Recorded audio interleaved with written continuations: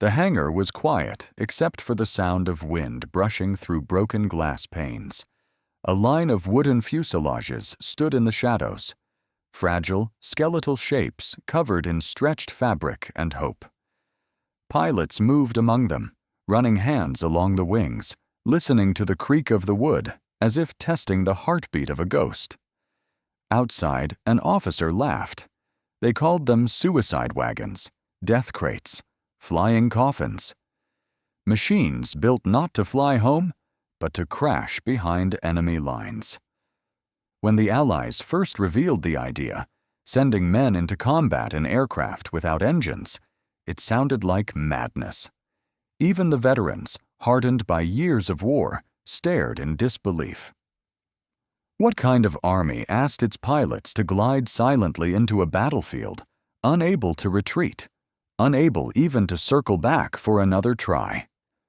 Yet behind the ridicule was a strange curiosity. Could such a desperate idea work? Hit subscribe and like the video. You won't want to miss what comes next. By the end of this story, you'll understand why these so-called suicide machines became one of the most daring and misunderstood weapons of the Second World War. Early tests offered little reassurance.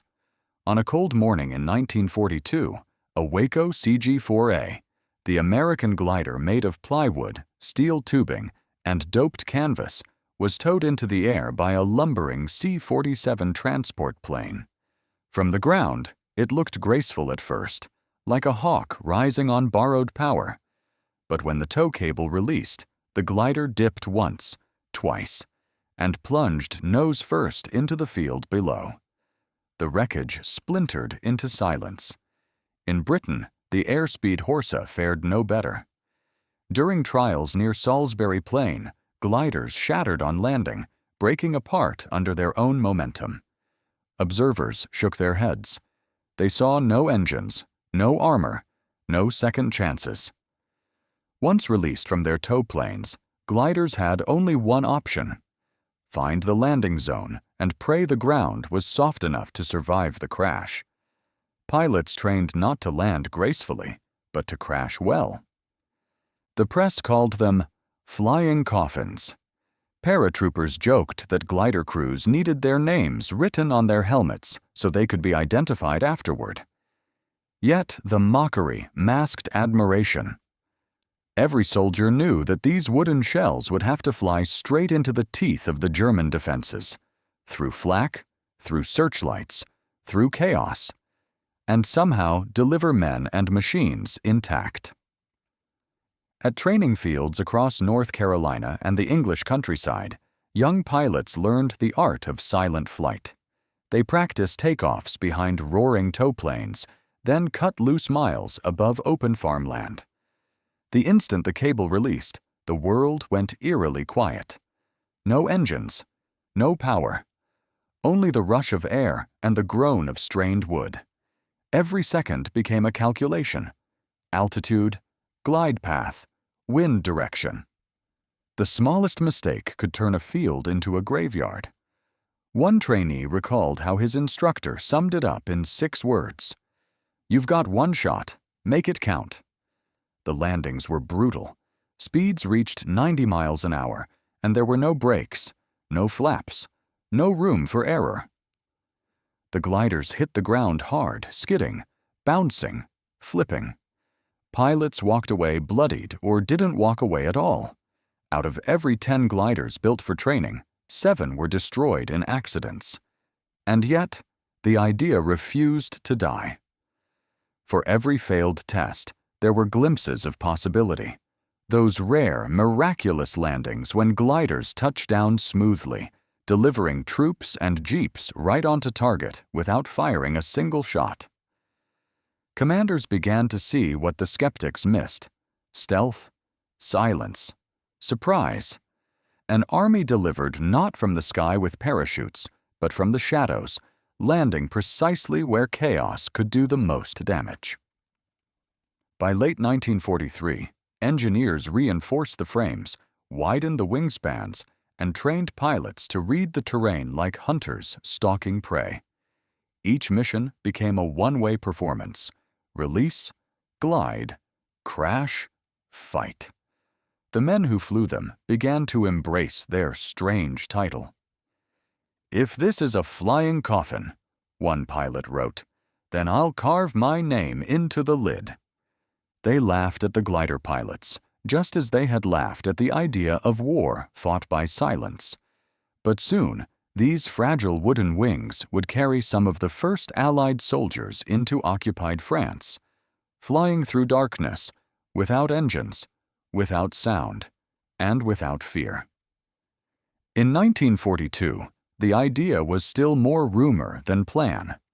A handful of officers gathered around a rough sketch of a glider on a chalkboard, the kind used to teach recruits how to fire rifles or read maps. Only this lesson was different.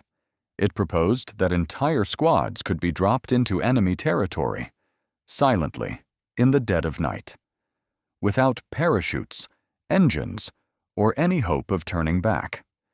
Even among dreamers, the idea felt reckless.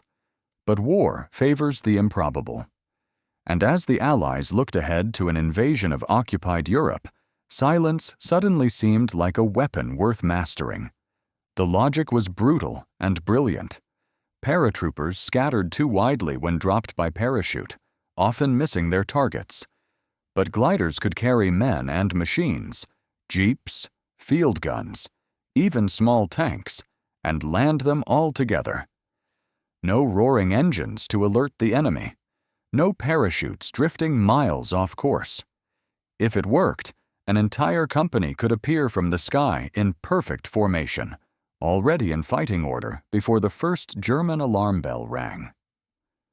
General Eisenhower approved the experiment, handing it to commanders on both sides of the Atlantic.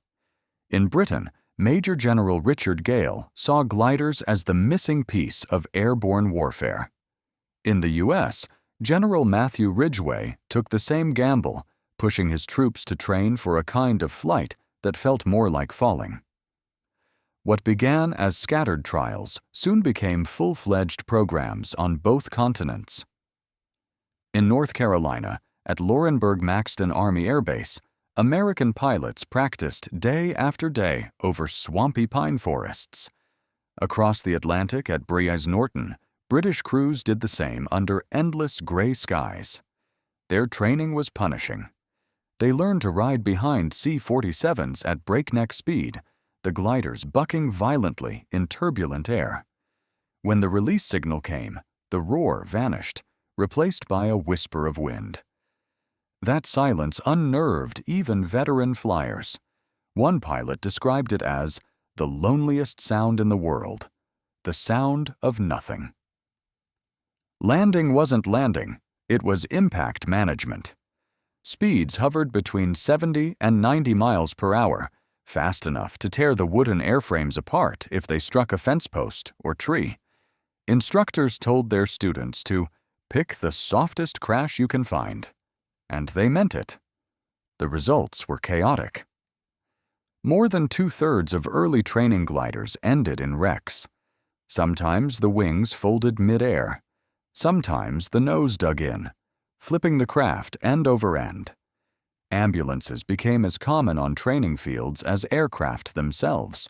Yet despite the carnage, volunteers kept arriving.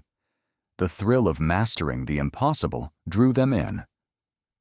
They came from all walks of life: farmers, mechanics, teachers, ordinary men learning extraordinary precision. They studied the anatomy of the glider the way a surgeon studies the human body, memorizing every groan of the frame, every tug of the tow cable. The Waco CG-4A could carry 13 men, a jeep, or a small artillery piece, depending on its load. Every pound mattered. The Airspeed Horsa, its British cousin, was larger, carrying up to 30. Neither had a single weapon. Their armor was plywood. Their fuel was gravity. By late 1943, the theory had become strategy. Eisenhower's planners saw in these fragile aircraft a chance to outthink German defenses rather than overwhelm them. They began combining parachute and glider operations, first parachutes to seize open ground, then gliders to deliver reinforcements, guns, and supplies directly onto it. It was an untested symphony of speed and timing. Instructors drilled into pilots a single mindset: control the chaos for 60 seconds, and your men live. A successful mission would be defined not by a clean landing, but by arrival with purpose. Every man who flew one of these wooden machines accepted that his best outcome was survival, his worst, sacrifice. The glider program was no longer a curiosity. It was becoming a weapon, and soon it would prove itself on the greatest gamble of the war. As D-Day approached, hundreds of pilots prepared for a mission that would either redefine airborne warfare or end it entirely. They had trained to crash softly. Now they would have to crash into history. The night was moonless over the French coast. Only the faint shimmer of waves and the hum of engines breaking the silence. It was just past midnight, June 6, 1944. 6 British Horsa gliders, each carrying men of D Company, Oxfordshire and Buckinghamshire Light Infantry, cut loose from their tow planes and began their final descent toward Normandy. Inside, the air was tense and heavy with sweat. The pilots, Staff Sergeant Jim Walwork and John Ainsworth among them, gripped their controls, their eyes straining through the darkness. Their target lay somewhere ahead, 2 bridges over the Caen Canal and the River Orne. If they failed, German armor could roll straight into the landing beaches by dawn. The gliders sliced through the blackness, silent as falling leaves. In the back, Major John Howard and his men braced themselves for impact. They had practiced this approach dozens of times in England, memorizing every yard of the terrain from photographs. But this time, there would be no second attempt. Gliders couldn't go around. They had one shot: land or die. At 00:16 hours, the first glider touched down. Walwork and Ainsworth fought the stick as the wheels hit a patch of rough grass and skidded hard. The sound of wood splintering filled the cockpit. They slammed into an embankment, stopping just 50 yards from Pegasus Bridge, so close the pilots could see the silhouettes of German sentries above. Both men were knocked unconscious from the impact. Behind them, soldiers tore through the smashed nose of the glider, rifles ready, spilling into the night before the Germans even knew they'd arrived. Within seconds, the second and third gliders hit the ground, crashing, bouncing, skidding through the reeds. Dust and debris filled the air. To anyone nearby, it might have sounded like thunder. That was exactly what the Germans thought. They looked up, confused, seeing nothing in the dark sky. By the time they realized what was happening, British paratroopers were already on the bridge. Howard's men moved with machine-like precision. They cut telephone wires, lobbed grenades, and cleared pillboxes before a single German could radio for help. One officer later said, "They came from nowhere, ghosts with rifles." Within 15 minutes, the bridge was theirs. 47 men had captured one of the most strategic crossings in France without a single shot alerting the enemy beyond the river. As dawn approached, German reinforcements tried to counterattack. Howard's men, now joined by elements of the 7th Parachute Battalion, held firm. Their objective had been simple: secure Pegasus Bridge and hold until relieved. They did both. By sunrise, British forces landing on Sword Beach could advance inland without fear of being flanked. Walwork and Ainsworth regained consciousness hours later, bloodied but alive. Both had fought after the crash, joining the defense with the same grit they had flown with. When asked years later how it felt to crash land in the dark behind enemy lines, Walwork replied, "We didn't crash. We landed exactly where we meant to. Their feat became legend within hours. The precision of the landing, just yards from the bridge, was described by historians as the most perfectly executed landing of the war. But perfection came at a price. Several gliders splintered on impact, their pilots wounded or trapped. For those who survived, the mission became the ultimate proof that the impossible idea of silent flight could work in the chaos of real war. The next day, Allied command sent a single-coded message to mark success: ham and jam. It meant both bridges were secure. For the men who had been called reckless, who had been told they were flying coffins into suicide missions, it was vindication. When the sun rose over Normandy that morning, the wooden wrecks of the Horsa gliders lay scattered across the French fields. Their wings were shattered, their noses buried deep in the soil, but their cargo had changed the course of the invasion. They had been the first Allied troops to land on D-Day, arriving in silence, striking in seconds, and vanishing into history before the beaches were even breached. The night skies over Normandy filled with wings.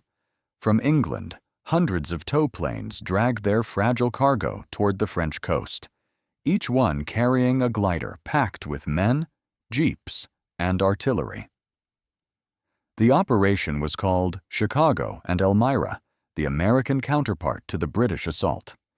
While Howard's men held Pegasus Bridge, these glider pilots would descend into the fields behind Utah Beach, delivering the firepower needed to push inland. It was June 6, 1944, and the plan depended on precision that bordered on impossible. At 1:30 a.m., the first wave crossed the coastline. Below them, German anti-aircraft batteries roared to life, streaks of red tracer rounds cutting through the darkness. The pilots tightened their grips, watching the tow cables shimmer in the flashes. Then came the signal. One by one, the gliders released. The engines of the tow planes vanished into the night, leaving only silence and the sound of wind rushing against canvas wings. The Waco CG-4A gliders carried everything from radio jeeps to 57mm anti-tank guns, but they also carried fear. Without power, the pilots had only one chance to judge their glide angle and find the landing zone. Clouds of flak and smoke erased the landmarks they'd memorized. Some were cut loose too early. Others drifted miles off course, crash landing into hedgerows, orchards, and flooded fields. The darkness turned every landing into guesswork, every shadow into danger. When the first American gliders hit the ground near Sainte-Mère-Église, the landings were violent and chaotic. Some snapped in half on impact. Others flipped nose over tail, tearing apart as their cargo smashed forward. The wreckage caught fire, illuminating the night with orange light. Yet amid the carnage, the miracle unfolded. Lieutenant Colonel Mike Murphy and his crew managed to bring their glider down within shouting distance of their objective. They stumbled from the wreck, stunned but alive, and began unloading their jeep and guns. Nearby, Charles Hughes, another pilot, landed in a flooded field. Waist-deep in water, he waded out under enemy fire, towing his radio equipment by hand. Within an hour, both men had their units assembled and firing.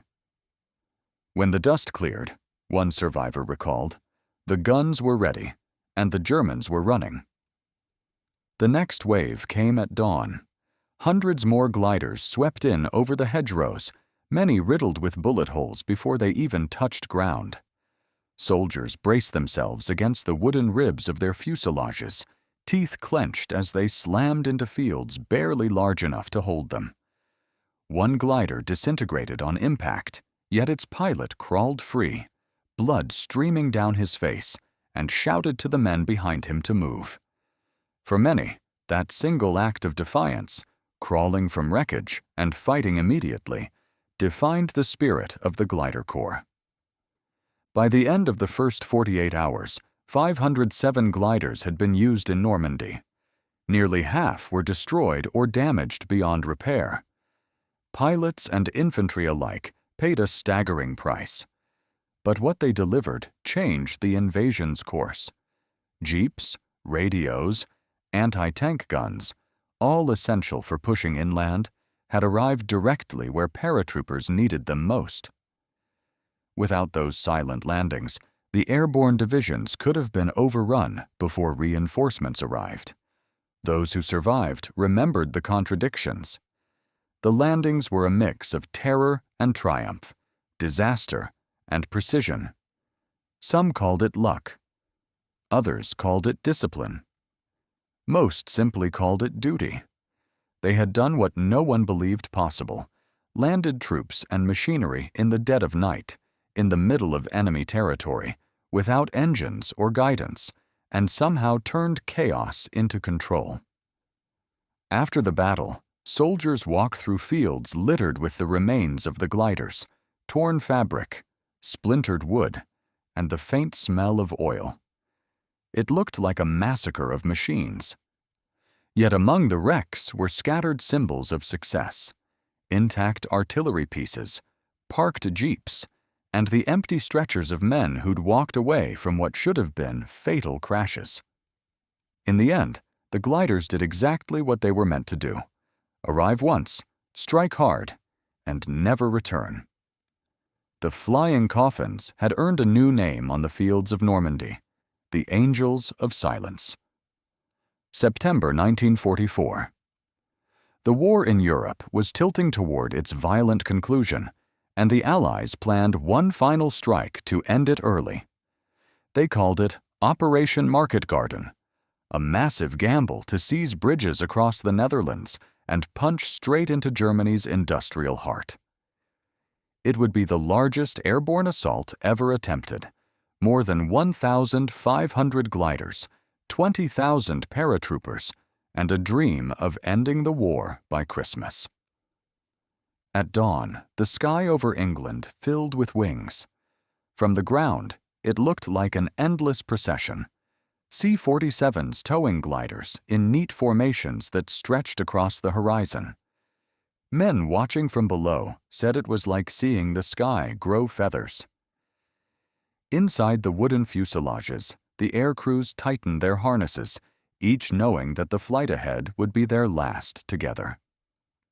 They had one mission: to land behind enemy lines and deliver men, jeeps, and artillery directly into the German-held towns of Eindhoven, Nijmegen, and Arnhem. The landings began with terrifying beauty. Over the Dutch fields, the gliders slipped free from their tow planes and began to descend in graceful silence. To those on the ground, they looked like falling leaves. But the silence was an illusion. Beneath it came chaos. Anti-aircraft fire erupted from the tree lines, shredding the fabric wings, punching holes through wooden frames. Pilots wrestled with crippled controls, shouting warnings that couldn't be heard. Some gliders disintegrated mid-air. Others came down in open meadows under machine gun fire. At Arnhem, where the British 1st Airborne Division was to secure a bridge too far, hundreds of gliders found themselves scattered miles from their targets. Still, the pilots pressed on, guiding their broken machines through smoke and crossfire, landing wherever there was space: on roads, in canals, in plowed fields. Lieutenant Colonel Derek Heathcote Armory's unit landed almost on top of a German position. He and his men burst from the wreckage, rifles in hand, fighting before they'd even stood upright. Major Tony Hibbert later said, "We flew in as pilots and we fought as soldiers." That wasn't metaphor. Once they touched the ground, glider pilots became infantry. They had no route back, no plane waiting. Their wings were splintered behind them, and their orders were simple: deliver, fight, survive. All day, the battle raged across the flat Dutch countryside.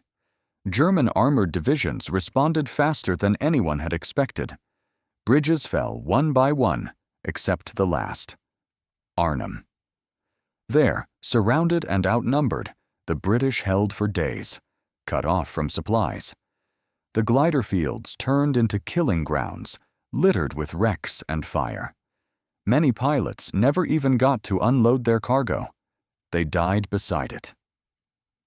Of the 10,000 men who reached Arnhem, only about 2,000 made it out alive. American glider units at Nijmegen and Eindhoven fared little better. They delivered their loads, jeeps, anti-tank guns, and men, then fought shoulder to shoulder with paratroopers, often until their ammunition ran out. One pilot was seen using a broken glider strut as a club when his rifle jammed.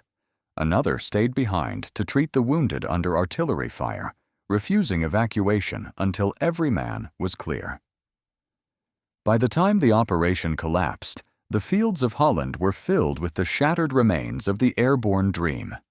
To many, Market Garden became a symbol of overreach, of bravery wasted on impossible odds. But to the glider pilots, it proved something else, that even in failure, their craft had delivered. They had carried armies into the fight and stood beside them until the end. Historians would later call the operation tragic but necessary, a rehearsal for the precision that would come months later at the Rhine. Yet for those who flew it, Market Garden was both triumph and requiem.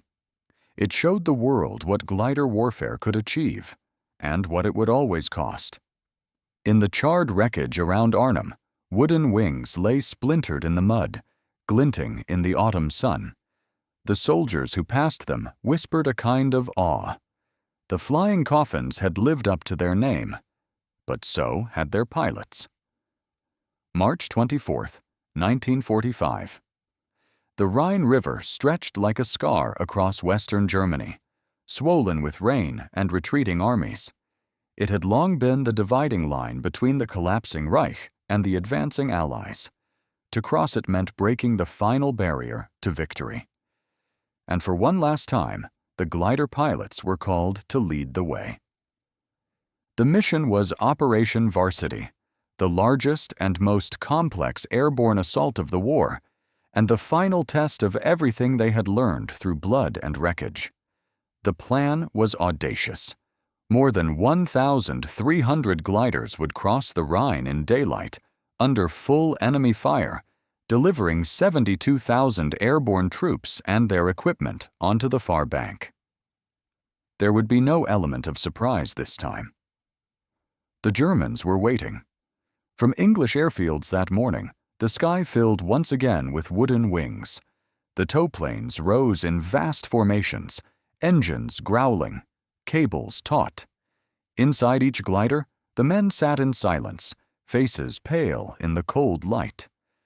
Veterans from Normandy and Holland knew what was coming: the jolting ride, the violent release, the brief glide into chaos. Yet none flinched. They had done this before, and this time they meant to do it perfectly. As the Armada crossed the Rhine, German anti-aircraft batteries erupted. The sky turned black with smoke and shrapnel. Tracer fire tore through the formations, striking gliders like brittle toys. Some caught fire instantly. Others broke apart mid-air, men tumbling into the river below. But for every glider that fell, another pressed forward. Pilots gritted their teeth, steering through the storm, calculating angles and wind drift, even as their wings burned. One survivor later said, "It was like landing through hell." You didn't think, you just flew. Despite the devastation, their discipline held. The British Horsa and American Waco gliders released in perfect sequence, descending into designated zones within minutes of each other. Those who made it through the flak landed amid gunfire, skidding across open fields and between smoking craters. Pilots leapt from their wrecks and began unloading jeeps, artillery, and men even as bullets cut through the air. Within half an hour, the first Allied guns were firing on the east bank of the Rhine. It was chaos, but organized chaos, the kind only experience could create. Entire batteries were assembled from shattered cargo. Field hospitals sprang up beside burning gliders. Communication lines were established within hours. The German defenders, overwhelmed by the precision and scale, began to crumble. But the cost was staggering. Over 500 glider pilots and infantry were killed or went missing that day. Many never even reached the ground intact. Still, the mission succeeded. The Rhine was crossed, the bridgeheads secured, and the German army's final defense fractured. As evening fell, smoke drifted low over the fields. Wrecked gliders lay like fallen birds, wings broken, noses buried in the earth. The air smelled of oil, mud, and victory tinged with grief. Survivors walked among the wrecks, checking for wounded, marking the dead. Some paused to touch the splintered wood, knowing it was their last flight, their last landing. Operation Varsity marked both the end and the pinnacle of the glider program.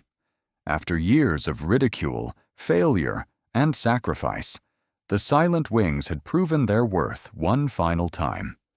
Their accuracy was unmatched, their courage unquestioned. They had crossed the last great river of the war, not with engines or armor, but with willpower and skill. By nightfall, the Rhine crossings were secure. The road to Berlin lay open.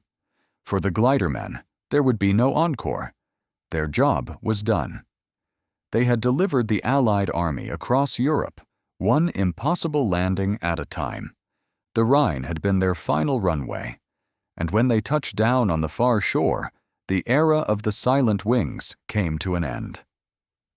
When the last battles ended and the guns fell silent, the glider pilots quietly packed away their maps and charts. There were no return flights waiting for them, no planes to carry them home. The truth was, there had never been any plan to bring them back. Once they landed, they became infantry, fighting shoulder to shoulder with the men they'd delivered. They were trained for it from the start. Instructors had told them bluntly, "You are pilots until you hit the ground. Then you're soldiers." Each glider pilot carried a rifle alongside his flight gear. Once the landing was over, their mission didn't end. It began again, on foot, in the mud and blood of whatever battlefield they had just crashed into. In Normandy, many fought for days without relief. At Arnhem, they defended surrounded positions until their ammunition ran dry. During Operation Varsity, they fought through burning villages, clearing houses while the wreckage of their gliders still smoked behind them. They patched up wounded paratroopers, carried stretchers, manned machine guns, and dug trenches. Some never lived to see their work completed. Sergeant James Goodson of the U.S. Glider Infantry later said, "We were told, land, deliver, and fight until someone replaces you. No one ever did." Those words became the unofficial epitaph for the Glider Corps. They had been designed to deliver others to battle, not to survive it themselves. Many pilots never even knew the full scope of their missions. They were given coordinates, towed into the air, and cut loose over enemy territory. From there, they were improvisers, fighting wherever they landed, adapting to chaos with nothing but courage and grit. One pilot wrote in his diary, "We stopped being airmen the moment the tow rope snapped." The conditions were brutal.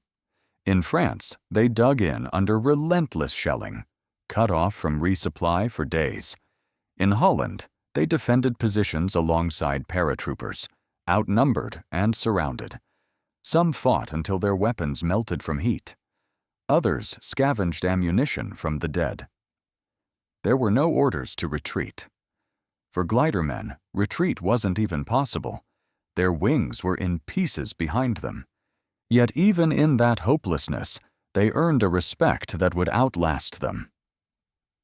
Paratroopers, once skeptical of their strange wooden aircraft, came to trust glider pilots implicitly.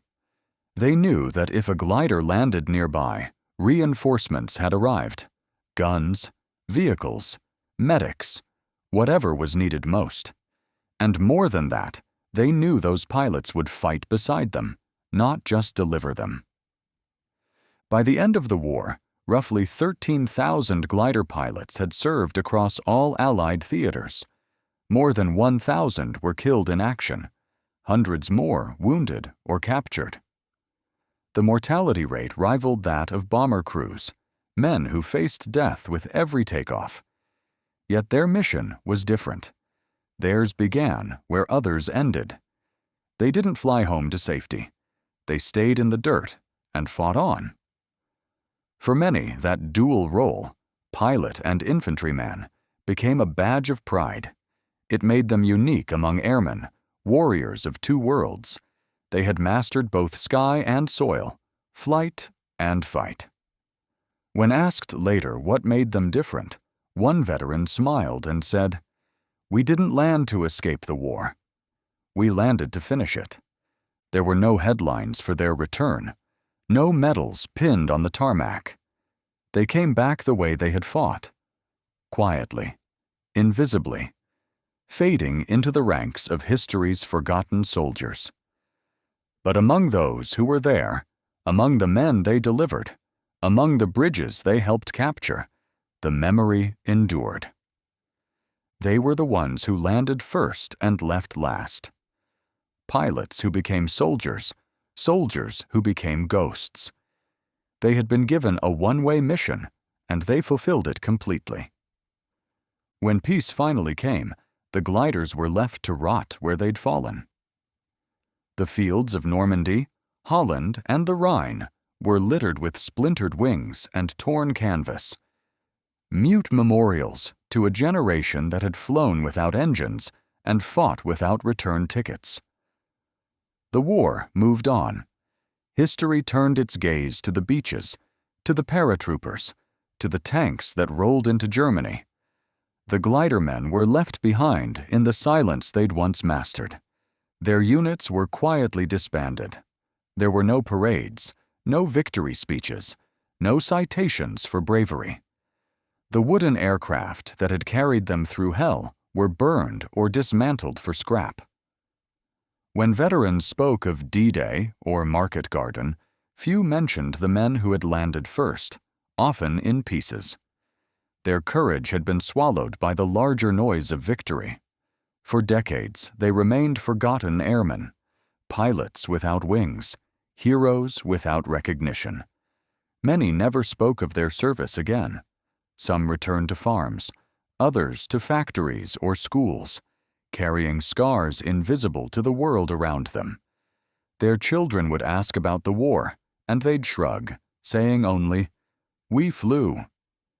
But among those who remembered, the paratroopers they'd delivered, the soldiers they'd fought beside, there was reverence. They knew that without those silent landings, many bridges, towns, and lives would have been lost. The glider pilots had been the first to arrive and the last to leave, and for that, they were never truly forgotten, only overlooked. It took more than 40 years for the world to finally catch up to their story. In 1989, memorials began to appear in Normandy and Arnhem. Simple stone markers in quiet fields where their wrecks once burned. Veterans gathered again, their hair white, their steps unsteady. They stood before the monuments etched with the names of fallen comrades, tracing the letters with trembling fingers. Some wept. Others just smiled faintly, as if remembering the rush of air when the tow rope snapped and the world went silent. At one ceremony, pilot Charles Hughes spoke for them all. His voice was thin but steady. "Our wings were made of wood, but our courage was iron." The crowd fell silent. Around him stood the ghosts of those who never came home, men who had ridden gravity into war and changed it forever. Historians now look back and see something the generals of their time only half understood. The glider pilots were not an experiment, They were a revelation. They proved that technology could not replace daring, that engines were not the measure of flight, and that sometimes the most powerful weapon in war is resolve itself. Today, the few surviving gliders sit in museums, their paint faded, their wooden ribs exposed. They look too fragile to have carried men through battle, too light to have borne the weight of destiny. Yet, when you stand before one, you can still feel it, the audacity, the fear, the quiet triumph. You can almost hear the wind rushing over the wings as the tow plane releases and the world falls silent. They laughed at the glider pilots, at the thought of wooden coffins flying into the heart of war. But those men, those quiet, steady hands at the controls, proved them wrong. They landed behind enemy lines and delivered victory out of thin air. Their wings were fragile. Their missions were fatal. But their legacy endures, etched not in steel, but in silence.